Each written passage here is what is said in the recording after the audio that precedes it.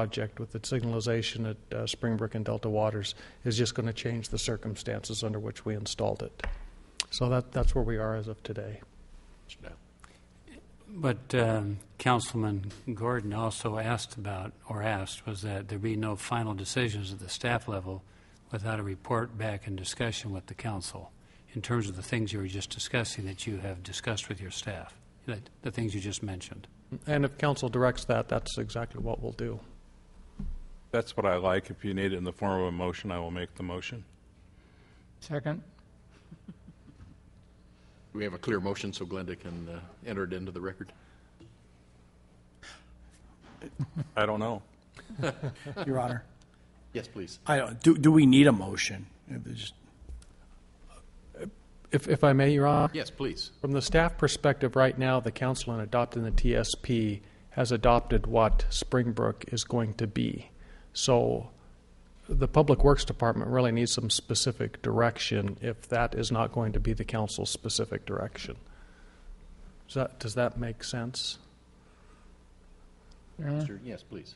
I actually, as I was walking to the city council today, I happened to cross Peter McPrang at an intersection, and Peter alluded to me that there was some possibility that the staff was considering coming to the council in a study session to go over just exactly what you've come up with and look for guidance or direction. Is that a fair possibility? That's one possibility that has been discussed amongst the staff, but we don't invite ourselves to study sessions. The city manager establishes that. Well, perhaps I could, agendas. in the form of a motion, invite you to a study session to go over the alternatives. Well, we have a motion and a second on the floor, so friendly amendment. Mr. Strasser? Are we still in discussion, or? Yes. Okay, Mr. Krebin, we did adopt the TSP, and that generically speaks to the transportation system plan, what we want to see, and the order of streets and all of that. However, there's always fine-tuning, and we've gone through this, whether it was Gulfview and Wanapero, and it would seem to be better to have some of that discussion in a study session than the angst that would go on absent that. So I don't know that there's a desire on the council not to endorse the TSP, but I think there is a strong desire on the council to be sensitive in their application of that with the residents. And we have made accommodations, and you've been very helpful in that regard. And this one is going to be an interesting one. And if I may, the reason I'd like specific, the council saying that they want it presented to them doesn't necessarily mean it has to happen at a council meeting.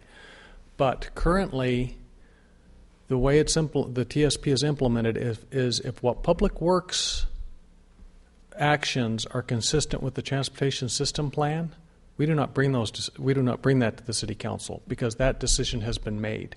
We only come and ask for exceptions to the transportation system plan.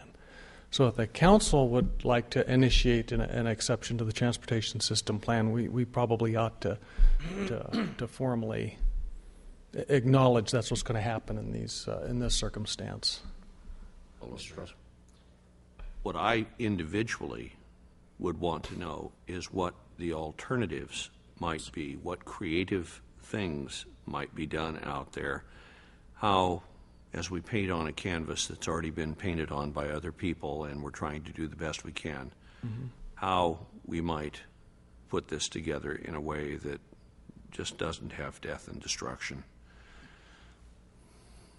So that's what I'm looking for with the creativity, bringing it to us in a study session where you have alternatives. We could have some real dialogue, I think, on it. We don't want to be in the engineering business, but we are in the people business, and we serve them. They're electing us, and so we're concerned.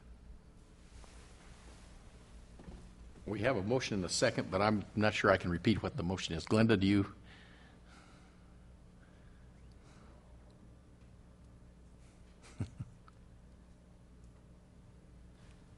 Please, Mr. Strasser.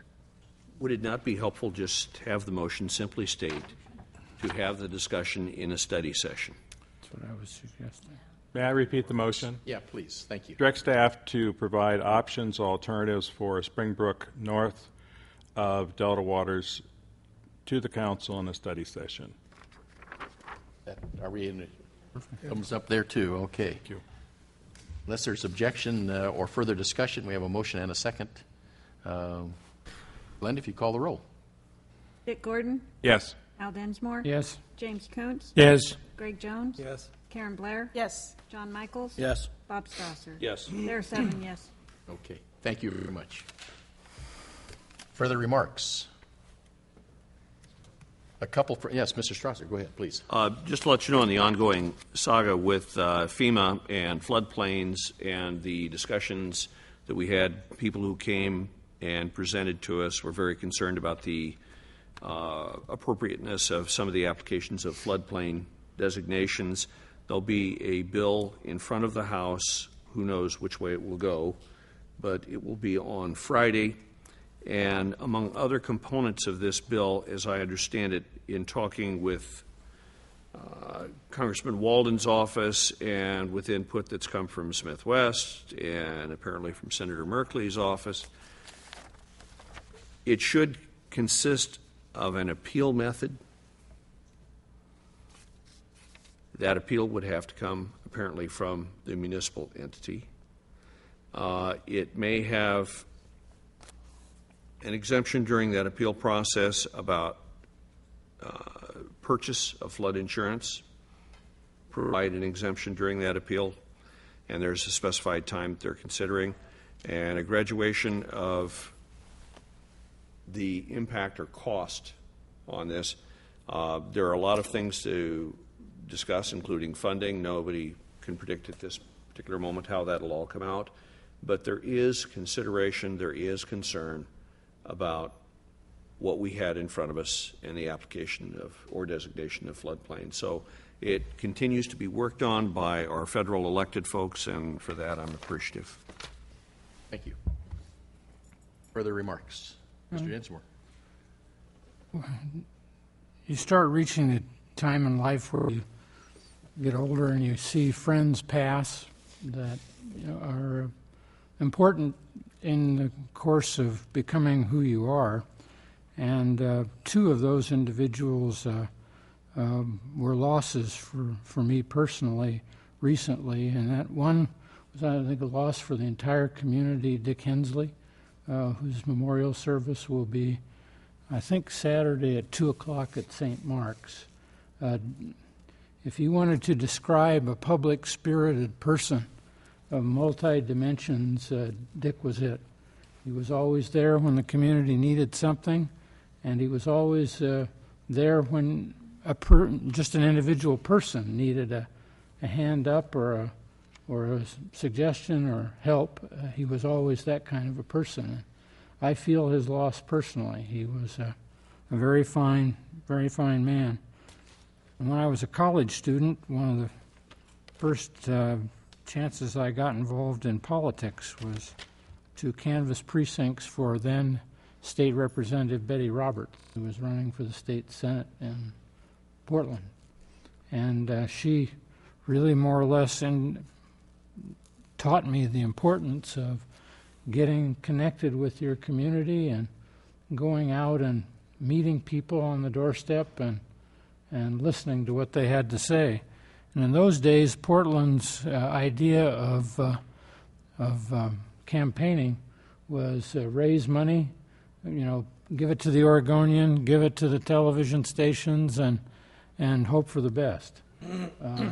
But Betty proved to me that even in what were seemingly superhuman odds, she was able to win a state Senate seat and gave me an inkling that in politics anything is possible.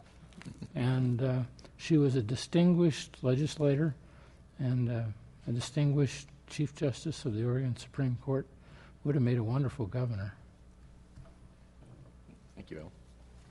A couple of comments from me. I received a letter from the mayor of the Dalles who wants to place in nomination Greg Walden's name for the Mark Hatfield Award for League of Oregon Cities.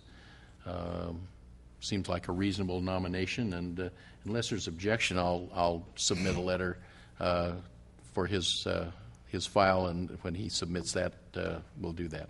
So if that's agreeable. The other thing is that, as you know, Mr. Dial is heading off into retirement. It sounds like an active retirement. The city charter allows the mayor to appoint a manager pro tem, an interim city manager, essentially. I've talked with Bill Hoke, and he has graciously accepted to do that. We still have to look at compensation packages and how we structure his agreement and so on. It has to be a contractual agreement for whatever time it takes us to find a city manager and go through the search process. So that would be a council action, which would be taking place on October 4th with a resolution. But in the meantime, Mr. Hoke has graciously accepted the position as city manager pro tem, and we'll start working on that. Just wanted to let everybody know that that's in process, so we'll have somebody in place July 31st midnight, I guess, is when it's officially an empty seat on the city manager side. So I agree with Don Skundrick. It's been a good run. I think we've done very well as a city. So I'm sure more will be said as time goes along. But nonetheless, I just want to let the council know that would be an action to take, and we'll put Bill to work duties as assigned. So we'll see how we go on that. But anyway, I want to thank Bill very much for that. So, any further comments or action from the City Council? We have a big evening session tonight, so including the addition of a taxi license appeal at the end. So, if there's no further business, we will stand adjourned till this evening session.